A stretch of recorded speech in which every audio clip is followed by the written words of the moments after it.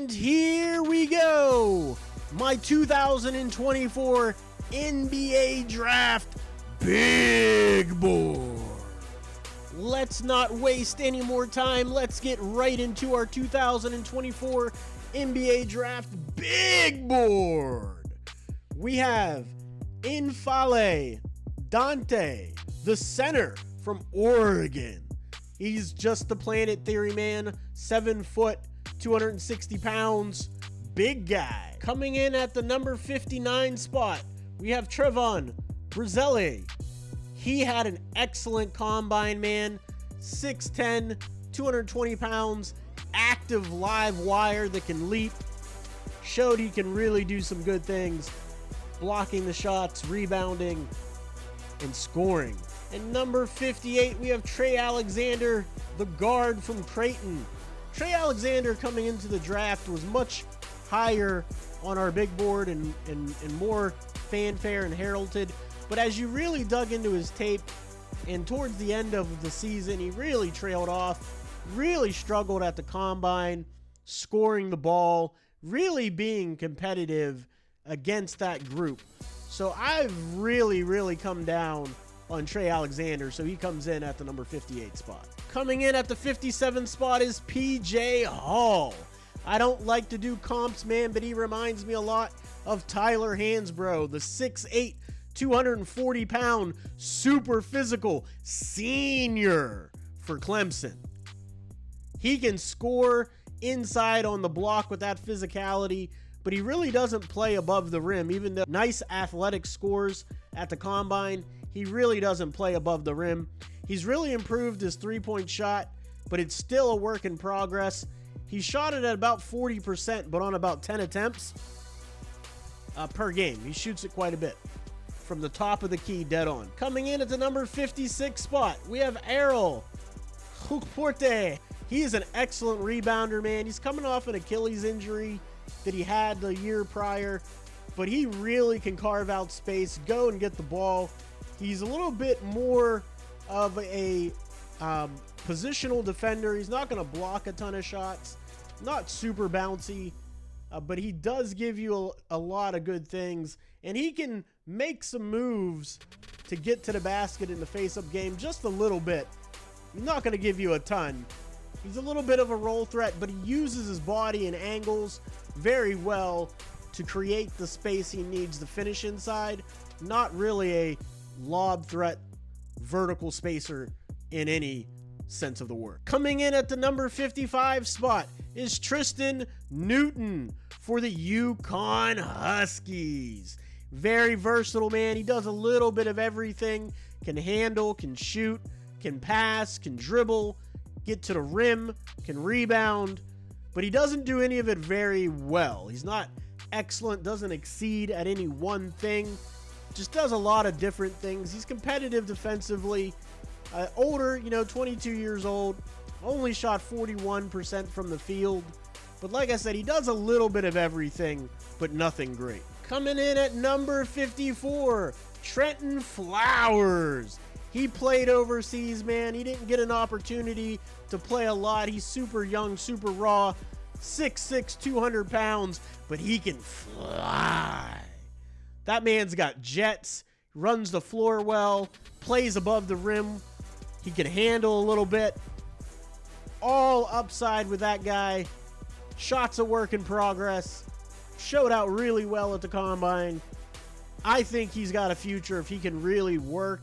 And that's the one thing we don't know about any of these players, what kind of heart they're going to have. Number 53, A.J. Mitchell, the point guard from UC Santa Barbara. Does a lot of things for your team, man. He's not really overwhelmingly athletic. His athletic profile is what's holding him back and putting him in the bottom 53. He had a good showing at the combine. However, a lot of the guards ended up outshining him, really, and they have more upside. I mean, at 21 years old, he kind of is what he is at this point. Needs to really improve with his accuracy. It needs to change speeds better, getting into the lane, but he's got good vision and he can command an offense. Number 52, Jamal Shead, the bulldog of a point guard from Houston. He's 6 foot, rugged, tough defender and facilitator. Doesn't really do anything great, but he will hound you defensively. Can get in the lane, but he doesn't finish very well. Only 41% from the field. Can shoot the three a little bit, but that's also a big weakness of his. He's one of those steady Eddie type of guys, but his defensive profile is what puts him at 52. Coming in at number 51 is Isaac Jones, the power forward from Washington State. Isaac Jones has a nice back to the basket finesse game, loves getting over that left shoulder, shooting that right hand jump hook, can handle a little bit. He's got a long wingspan. He can finish on the break. He can guard multiple positions, but he needs to get a little bit stronger. He's 235 pounds, can still get pushed around down low. So he's not a true big, more of a wing, a big wing that posts up. And he reminds me a lot of an old school back to the basket player that loves that finesse game. He can shoot a little turnaround fade over that left shoulder as well. And he comes in at the number 51 spot. Coming in at number 50 is Dylan Jones, the multifaceted 6'5", 237-pound wing from Weber State. Man, he can handle the ball. He is a bowling ball going to the hoop, but his athletic profile, yeesh, he cannot jump at all. Barely gets off the floor. I don't know how that's going to translate in the league. He loves to go left. He'll go right maybe one time per game. And whenever you get that on the scouting report, it's going to make it really hard for him to navigate with the ball in his hands. But I think that's the only way he's going to be effective in the league. I think that's one of the only ways he's going to be effective in the league is if a team allows him to have the ball in his hands and be a facilitator first and then be a scorer second. But he can, guard people on the post. He has an uncanny ability to get his hands in there on post-ups against larger players, and he can guard on the perimeter, so he can be valuable in the right situation. He really needs to develop that three-point shot, though, because it is rough. Number 49, we have Cam Christie. He is the 6'5" guard. He can really fill it up from the outside. He can shoot. He has some driving skills. He's really a piece of moldable clay. There's a lot of upside to him. He could have a very low floor, though. He could go right out of the league, but he's got so much upside. Some team is going to be willing to gamble on that because he does so many things. He can rebound, he can shoot, he can run the floor, he can handle a little bit. He does all of these things well, but none of them great. Number 48, we have Melvin Ajinka. He is the 6'6" shooting guard from France. The lefty stroke is pure, man. He's got a really nice lefty stroke. He can shoot it. He can finish in the open floor. Plays a little bit of defense for you. You'd like the percentages to be higher. He takes some really tough shots. That's the thing that sticks out to me. He takes really tough shots, create his own, and can get his own bucket. That is valuable at the next level. If you can develop that guy, get him to be a good defender, get him to be able to play within a system, and then if the shot clock gets low, you can bring this guy in off the bench, and he can make shots on a low shot clock and create for your team. At 48, that's a steal. Coming in at the 47 spot is the Virginia Cavalier, Ryan Dunn. He is all-world defensively. 6'6", 7'1" wingspan, covers lots of ground. People are going to absolutely love his defense. But as much as they love his defense, they're going to really find it hard to watch on offense. His jump shot, not there. Doesn't really drive to the basket. Doesn't really have any moves offensively. Doesn't really facilitate. Really, really limited offensive player. Maybe the best defender in the entire draft. Coming in at the number 46 spot is Pelle Larsson, the 6'5 sniper from Arizona. He can really shoot the rock, man. Shot really well in the tournament. Plays better when the pressure's on towards the end of games. Can sometimes drift and lose focus during the games. He can rebound it for you. He can really finish with athleticism when he builds up momentum. When he doesn't have a head of steam, though, he plays smaller than what he actually is, and he can get his stuff patted off the glass. I've seen it numbers of times. But he is a sniper, man, and he's very, very competitive. Coming in at the number 45 spot is Kevin McCullough, the very versatile forward for the Kansas Jayhawks. 6'5 senior, can do a little bit of everything, can facilitate, can shoot from the outside, can score inside. He'll rebound for you. He'll assist for you. The problem with Kevin is he going to be healthy? He's been injured throughout his stint at Stanford, and he's a senior, 22 years old now. Is he going to be injury prone, or is he going to be able to stay healthy? What will he be able to contribute to your team? Number 44, Oso Ighodaro, the power forward from Marquette. He's got the best push shot in the business, baby. He can play defense down low. He's not super imposing down there. He can block shots. He's only 222 pounds, but he can also get bullied on the block. That beautiful push shot, man, he makes it with regularity, but he's not going to really put uber rim pressure on you. He can dunk on some people, but I just think some of these other bigs eat his lunch. And it really showed up at the NBA Combine when they were all on the floor together. He was outshined consistently. Coming in at the number 43 spot is Jonathan Mogbo, the uber versatile big wing from San Francisco, where he played out of position in college the entire time. They had him at center. He's only 6'6", 218 pounds, but he's got a super long wingspan, and he can jump out of the building. And that showed up with his field goal percentage at 63.6. Really didn't take any threes in college, so his jumper is all a work in progress, but he'll really rebound it for you. And I think he can be super switchable on defense, guarding bigs, wings, guards. He's going to do a lot from your team, and he's a great facilitator. Number 42, Adem Bona, the center from UCLA. You talk about dynamic and athletic. That's him, coming in at only 6'8", 243 pounds. He will dunk on your head. Man, that dude's active. Super high motor. Don't have to worry about effort with this guy. He'll hustle his butt off. Shot about 49% in the paint. Most of that from point blank range. He does have a nice jump hook.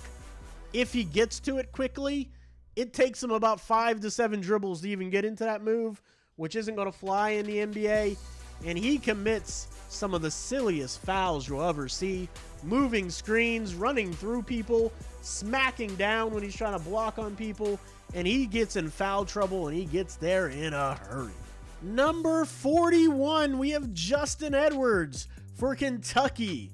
And you talk about a slide from the beginning of the season. He was considered a top 10 pick coming into the year at Kentucky. But man, when you talk about raw, this kid has trouble with almost everything. He doesn't really have any definitive grasp of the game yet. He's going to need a lot of time to develop and bake in the oven. Super raw, nice wingspan. His jump shot mechanics have improved, but they're still pretty ugly. I mean, he doesn't really facilitate. For as good as an athlete as he is, he doesn't really rebound. Maybe 3.5 per game. I'm not really sure how he fits, but on upside alone, he's at number 41. Coming in at the 40 spot, Keshad Johnson, 6'6", 224-pound athlete. My man will block shots for you. He'll rebound for you. He will dunk in transition on your head. His three-point shot is improving, man. His form looks so much better than it used to. He's having a heck of a season, but teams are going to really have to trust him to be a 3-and-D specialist, because he has no left to right game, cannot dribble, doesn't make great decisions. Number 39, we have Harrison Ingram, the versatile wing forward combo for North Carolina. 6'5", 235, ultra physical, versatile defender. And he can hit some threes at about 41%. He'll rebound for you, almost 9 rebounds per game. There's a lot to love with him, man.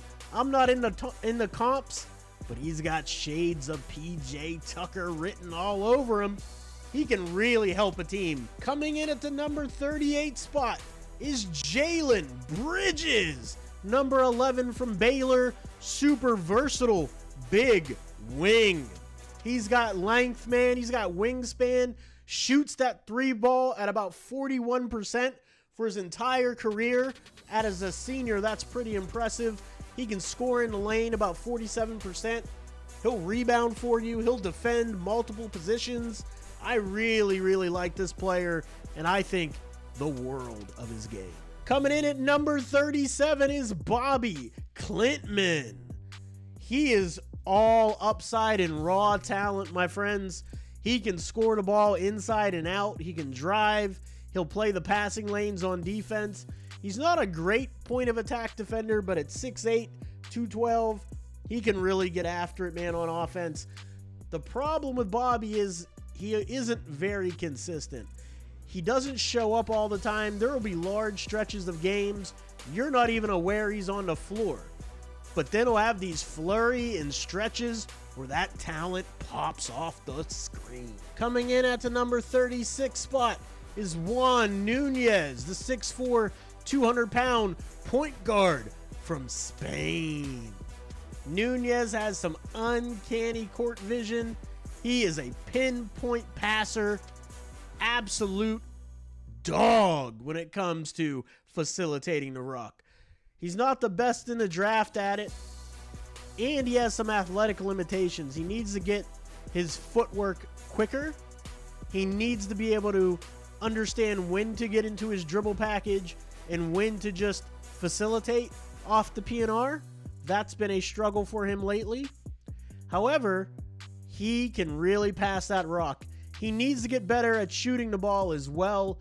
His shot's a little funky. Need to clean up that motion, get that follow through a little bit higher, and he will be cooking with gas. Coming in at the number 35 spot is KJ Simpson, the point guard from the Colorado Buffaloes. One of my favorite point guards in this entire draft. He is a bulldog defender. He can shoot the rock. He can get in the lane. He is fearless. He is in your face. But he's small, man. He's only 6 foot, 190 pounds. He can rebound. He can facilitate. He can do a little bit of everything. If he was 4 inches taller and 20 pounds heavier, he's a top 10 pick. He's just small, but I like him. Coming in at the number 34 spot is Keyshawn George, the 6'7", 210-pound guard from the University of Miami. This guy is puzzling to me because he's all upside, and the professional scouts must see something in him for him to be consistently really high on their big boards. For me, he's at 34 because I don't see it. He is a sniper. That is it. He doesn't really do much else for your club. Doesn't handle well, doesn't facilitate well, doesn't rebound well, doesn't finish in a lane, needs to get a lot stronger, isn't great on point of attack defense, not really great on defense in general. I just don't see it. Coming in at the number 33 spot, Kyle Filipkowski from Duke. 7-footer, man. He's mobile. He's switchable. 230 pounds. He can shoot it from deep. He can shoot it from the mid-range. Has a couple of nice fadeaways. He'll rebound for you. But he is a positional defender only. He will not block any shots for you. He will not give you any resistance at the rim. He's not backing down a soul. and he's got more facilitating chops than you might imagine. Coming in at the number 32 spot is Zach Edey, the 7'4", 300-pound, 7'11" wingspan dinosaur. This is actually a lot higher than most people think I would have him. The reason he's this high is the planet theory. There just simply isn't people that big walking around the earth that can move like he does. He doesn't move super fast. He is a glacial type of athlete, but he's enormous. He's going to rebound. He's going to block some shots. He's going to finish in the paint. He'll give you about a good 20 minutes per game of activity, but you're going to really have to surround him with athletes, functional size, shooting everywhere. You're going to have to really make it work. Coming in at the number 31 spot, Kel'el Ware, super athletic center out of Indiana, 6'10", 210 pounds, long wingspan, an athlete. He can score from the inside. He can score from the outside. He can rebound. Why is he only at 31? He has motor issues. It's not a question of whether he does. It showed up on his tape over and over and over again. It didn't matter what size the guy was. If you boxed out Kel'el Ware, he's just going to put his forearm in your back and stand there. He doesn't really command the ball in the post. Doesn't really run back on defense or offense all the time. I always say, if you have to motivate a player, you don't have a player. Maybe he'll prove me wrong. I hope he does. But he's number 31 for a reason on my board. Coming in at the number 30 spot is A.J. Johnson. What a superb combine for this kid. They put everything on his plate to set the table for his offense that entire combine stretch, and he really delivered, man. He can handle the ball, change his speeds well. He can dish it. He can shoot it, create his own shot, create for others. Good in the pick and roll. Needs to put on some weight, obviously. Only 167 pounds. At 6'4", though, he's got good height. Good wingspan on the kid. He can rebound for you. Doesn't get phased by ball pressure. And he will get into your grill with that wingspan defensively. Coming in at number 29 is Baylor Shireman, the shooting guard from Creighton. Man, can he fill it up from the outside? Super competitive. He can score a little bit on the inside for you as well. A superb rebounder at 9 per game. He'll give you a little bit of facilitation chops. He'll play hard for you. I like him. Number 28, Terrence Shannon. With his legal woes behind him, the 6'5" shooting guard from Illinois is going to be a monster in the open court. Get him going to his left and watch out. 220 pounds, really dynamic athlete in the open floor. I don't believe in his jump shot. It was better this season statistically, but I think his form has a lot of mechanical flaws.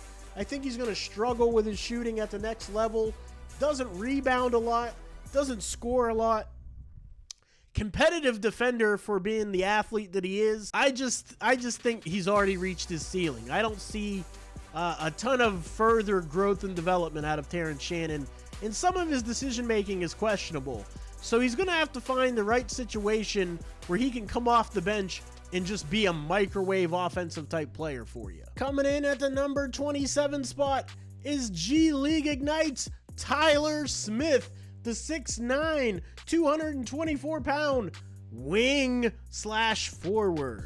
He can really fill it up, man, with that left hand silky smooth jumper. On the short roll, he'll get right into it with the middies. He can space the floor from 3. He can hit the corner threes. Got a long wingspan. He can finish in the lane. He can put some rim pressure on the fast breaks. But he's going to really need a lot of work defensively. He is lost on the defensive end. People think he's a good shot blocker, but his timing is not great. Number 26, we have Deron Holmes from the Dayton Flyers, the 6'8", 236 pound forward. He can fill it up, man. He can shoot the rock. He's got some post moves. His best post moves are going over that left shoulder, getting to that right hand. He can finish with his left hand, but not nearly as fluidly. He's more of a boxy athlete, stiff-hipped, but he can really score, man. He can shoot the ball from the outside. He's really improved that outside shot, and he can defend. He's switchable, but I caution you, his change of direction isn't going to be great because he's stiff-hipped. If he has to flip his hips and chase, it's going to be a rough go. But he can switch out onto some smaller players, and he is versatile. He did a lot for those Dayton Flyers. Coming in at the number 25 spot, Jacoby Walter, the 6'4", 200-pound guard from Baylor. Super young man, but he can really shoot the rock. Three-point sniper. The thing is, he really doesn't do much else. Doesn't have a great handle, doesn't facilitate well, doesn't finish at the rim well. Doesn't really have great point of attack defense as people claim that he has. He gets beat off the dribble a lot. I don't really see it. That's why I got him at number 25. Coming in at the number 24 spot is Ulrich Chomchi, one of my favorite big men in the entire draft. 6'10", super long wingspan, 230 pounds, and he has a long wingspan, legit size, and he absolutely dominated at the combine, man. Really took it to Adem Bona, stuffed him at the rim. Bona went up with two hands, the dunk. Chomchi came out of nowhere, patting that stuff off the glass, got Bona in foul trouble early, took him off the dribble with his face-up game, can hit some threes. He's got nice form. He's only been playing ball for like 3 or 4 years. I mean, maybe a little bit longer, maybe 5 years. So he is really late. Used to be a soccer player. He's got sweet feet. He can rotate.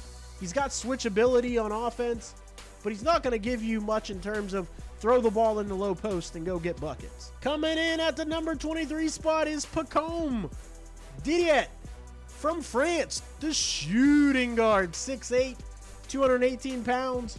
I really like this kid's game, man. He plays well within the offense. He can really shoot the rock. He can create his own shot a little bit. Really good finisher in the open court, but he needs to get a better understanding of the game, needs to lock it in with the basketball IQ. He'll back cut you as well, and he really needs to improve on defense. He's a defensive liability, but that offensive upside, sheesh. Coming in at the number 22 spot is Nikola Derisic from Serbia. 6'7", silky, smooth jumper. He's a little erratic on the offensive end, man. In terms of his passing and decision making, I've seen him throw a couple behind the back passes at the combine.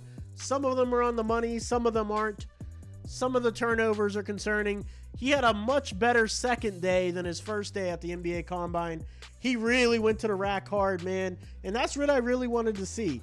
He's not very good defensively yet, not competitive defensively at all, needs to get better on that end, but offensively, he could be a monster. Coming in at the 21 spot, we have Johnny Furphy, the 6'8" wing from Kansas. He's about 190 pounds. He will dunk on your freaking head. Rebounds for you at about 5 per game. He's got a nice jump shot. Statistics really didn't show it. He's going to have to shore that up. He's going to have to get better off the dribble, and he's going to have to get quicker foot speed at the next level. And coming in at the number 20 spot is Rob Dillingham, the dynamic point guard from the University of Kentucky. The reason he's this low is he could have a very low floor, but he also could have an unbelievably high ceiling. You just don't know because he's historically small. 6'1", 164 pounds, very small wingspan, only 6'2", 6'3" wingspan. He's going to have a lot of trouble, man, at the next level in the lane, even though he's explosive and dynamic. He's super fast. He can stop-start, but he doesn't change speeds well. He doesn't understand when to accelerate, when to decelerate. That's something he can learn and he can get better at. But man, is he dynamic. He can fill it up from deep. He can fill it up from the mid-range. He can get in the lane. He'll get out on the break. He can facilitate about 4 per game for you. He's going to get swallowed up defensively, though, in the league. It's going to be interesting. He's going to be one of the most watched people in the entire draft come next year to see how he adapts and adjusts to the NBA game. Coming in at number 19 is Isaiah Collier. Him and Dillingham are so close together, man. I had to pick which one goes over what. I think Collier could have the higher floor, but he might have the lower ceiling because he is a boxy 205-pound point guard, finishes below the rim consistently, but he does it well at the college level. Can he live that way in the NBA? He also got to the foul line a lot, almost 5 times per game. He got to the foul line in college, but he didn't shoot a high percentage, and his jump shot's not that great. He doesn't change speeds unbelievably well. He can do it. He does have some creation ability off the pick and roll, but there is upside there for him to work with, and he is just a bulldog. Coming in at the number 18 spot is one of my favorite point guards in the entire draft, Tyler Kolek. He is a senior. He is a pick and roll wizard. Absolute wizard in the P&R situations. He will pick your team apart. And when he gets rolling down lane, with that left hand, he finishes over almost everybody. There's several times I've seen him finish over Zach Edey in the lane by himself, not with a pick and roll, just coming down lane. He puts that right shoulder into you, wards you off, and then finishes with a nice touch off the glass with that left. Shot 40% almost from 3. He needs to work on quickening up his motion. His emotion's a little elongated on his jump shot, and that's why his pull-up jumpers off the dribble aren't great, because it takes too long to get off. But he facilitates at about 8 dimes per game, 5 rebounds per game. Never going to be a great defender, but he can be a good team defender for you if you allow him to. He's pretty much at his ceiling. Number 17, we have Cody Williams, another upside special, where he is 6'6", 180 pounds. He's really young. He has upside for days. Finished about 55% in the lane, shot about 40% from 3, but it was on low volume. Is he going to be able to do more in the NBA? Is he going to be able to tighten up his handle? Is he going to be able to facilitate? Because he didn't do that in college. But he's going to be a long defensive tool for you, and he's going to do a lot of good things with a lot of upside. Number 16, we have Bub Carrington from the University of Pittsburgh. The Pitt Panthers, 6'3", 195 pounds, super long wingspan, dynamic defender on the ball. He'll chase you around screens. He can play in passing lanes, but he doesn't finish well in the lane on offense. His handle isn't superb. Needs to tighten that up. Needs to get his stop-start quicker. Needs to read the pick and roll a little bit better. But he can facilitate about 4 per game. Rebounds for you about 5 per game. So much upside with Bub. And probably one of the best tough shot makers in the entire draft. Coming in at the 15 spot, we have Yves Missi from Baylor. 6'11", 230 pounds, legit size, fluid mover. Only been playing basketball for a couple of years. He's got uber upside, uber athletic. He'll block shots. He'll put rim pressure. He'll dunk on your head. He'll take you face up off the dribble. He finished about 61% from the field, almost 6 rebounds per game, but he doesn't really facilitate for you at all. I think there's more to unlock there. He has good form on his free throw shooting, so I think he can develop into a good shooter, good enough to space for you if you need. We'll find out. That upside is very, very intriguing. Only a freshman. Like I said, he's just scratching the surface of his potential. He's switchable too. He's got sweet feet. He doesn't have stiff hips. He can really move those puppies and stay with people on the outside. Really intriguing lob threat. I love it. And coming in at the 14 spot is Jalen Tyson, the 6'5", 218-pound guard from the Cal Bears. Man, this guy's got a stroke. He's got confidence and swag. He can handle. He can get in the lane and get you buckets and ISOs. He can run the pick and roll, doesn't always make the greatest decisions. He can play defense in the passing lanes, isn't superb one-on-one in point of attack defense, but he is pretty competitive. He'll even rebound for you and facilitate, like I said. I really am high on Jalen Tyson. Coming in at the number 13 spot, we have Jared McCain, the sniper. Probably one of the cleanest shooting guards in the entire draft. Shoots that thing from 3 at about 41%. His balance is superb. He can come off the pick and roll, bounce right into his jumper off the step back.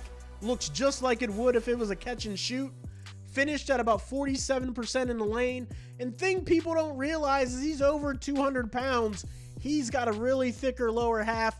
I think he's going to hold up better on defense than people realize. I think he's going to be able to facilitate better than people realize. And he rebounds better than people realize. This is an absolute sniper. Number 12, we have Devin Carter, the pit bull of a point guard from Providence. He may be the second best defender in the entire draft. The thing that separates him from Ryan Dunn, he does a lot for you offensively, man. He can dribble, he can get into the lane, draw fouls, he can score. He uses that super long wingspan to score around defenders in the paint and through defenders. I mean, he rebounds about 8 per game, facilitates about 4 per game, but he isn't really a P&R type of point guard. Doesn't make quick decisions at all. A lot of times he's picking up his dribble to try to figure out how he can get his shot off. And that brings me to his three-point shot. I have a hard time seeing how it translates at the NBA level when he shoots it from below his chin. It takes 6 business days for him to get that three-point shot off, and usually comes off of a step back because he's got to create space.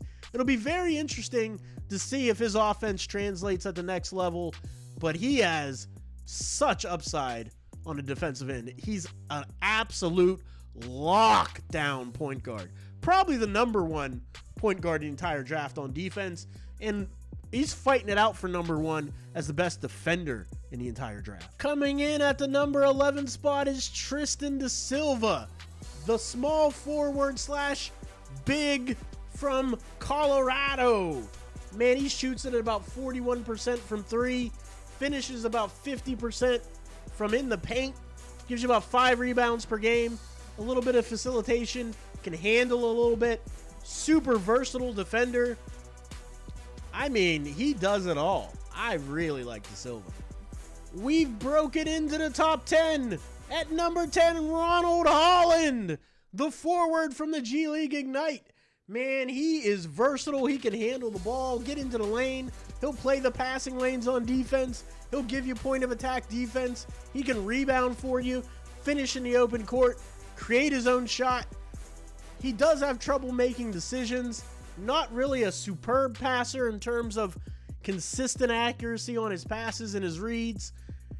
He doesn't really have a good jump shot. It crosses his face.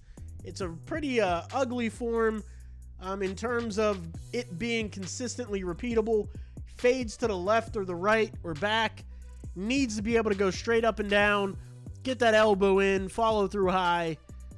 He's going to need some work on his jump shot, but so much upside, and he's super young, only 18 years old on draft day, maybe 19 by the time he gets to Summer League, but he does a lot for your team. Number 9, we have Matis Buzelis, super athlete at the small forward position, 6'8", really bouncy, 197 pounds, could be one of the best dunkers in the entire draft. He's got a nice shot, but man, was his percentage is bad. I don't know if it was nerves or just not comfortable with his teammates, but he really didn't shoot it well at all last year.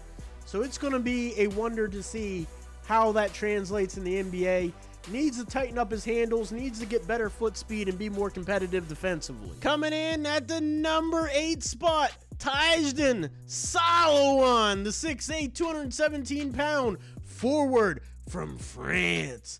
His jump shot got so much better in the second half of the season, man. He is an electric ball of energy. He may have the highest motor in the entire draft.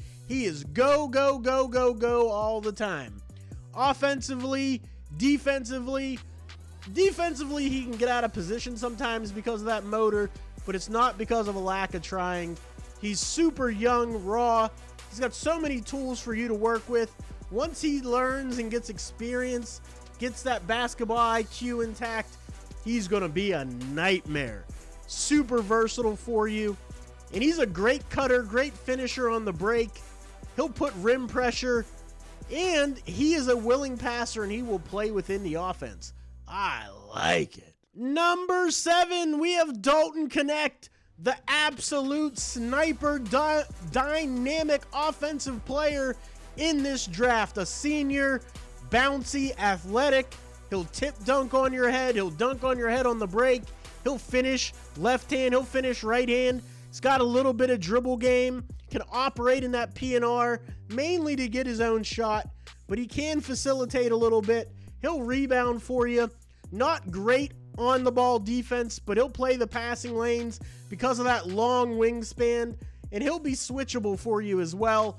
He's an absolute bucket. Coming in at the number 6 spot, the big man, Donovan Clingan.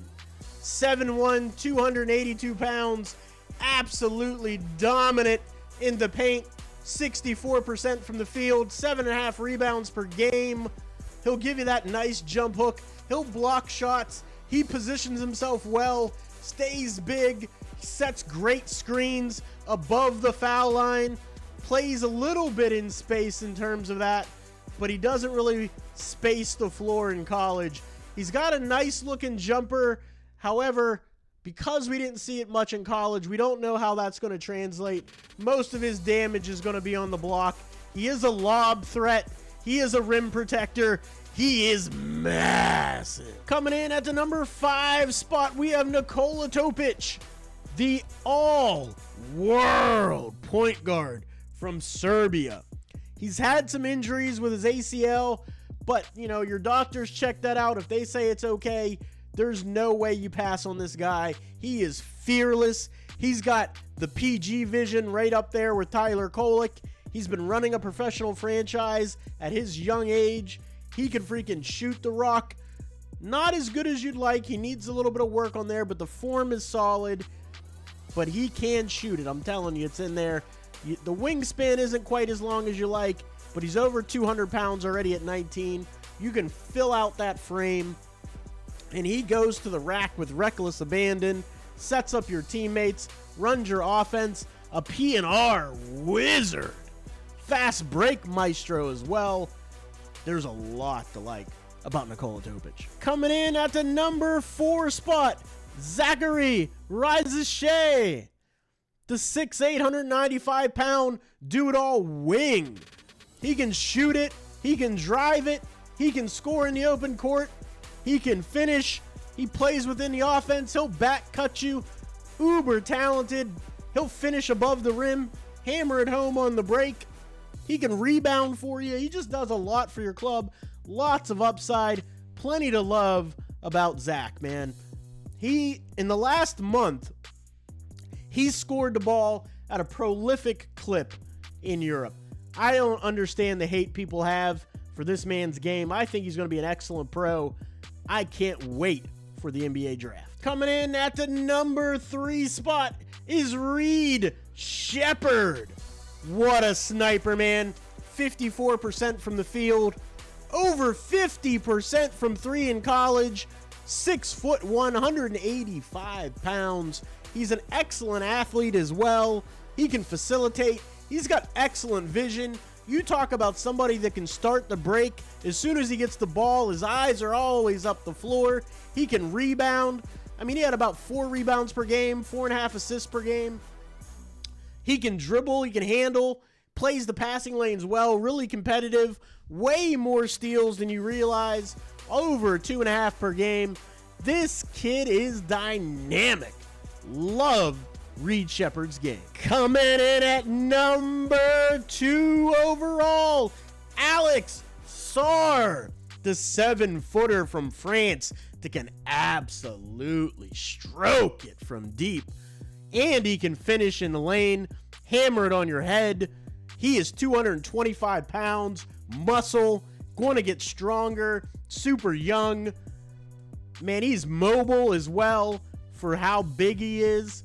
He can switch out a little bit, help on those hedges, hard hedges, double teams.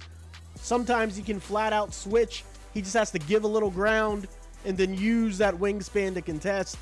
There really isn't much facilitation chops going on there, but he will absolutely also block shots. What a player. And finally, the #1 spot, we have Stephon Castle, my #1 rated player in the draft at 6'6", 210 pounds. The freshman from the Yukon Huskies does literally everything on the floor, can guard 1 through 4, can facilitate, can get his own buckets in the lane, finishes in the lane, puts rim pressure, starts the break, finishes on the break, facilitates on the break. He can shoot the ball better than people realize, can create his own shot and create for others. Like I said, he also guards 1 through 4. Absolutely my #1 player in the draft. I don't think people really understand how good Stephon Castle is going to be at the next level. The kid never complains. I heard somebody say because he wants to be classified as a point guard, him and his agent, that proves he complains. Watch the film. The kid on the court never says a word and is an amazing teammate. Super mature 19-year-old. Man, what a player. And that is it for me today, guys. Let me know what you think in the comments down below of my 2024 NBA Draft Big Board. The draft is just a couple of days away. June 26th and 27th, we are going to be streaming live here on YouTube. Make sure you tell your friends to join with me. We're going to be watching on Playback. That's playback.tv/hoops profile. For all my Miami Heat fans, it's playback.tv/5 reasons as well. 5RSN is where you're going to find me with the Miami Heat people.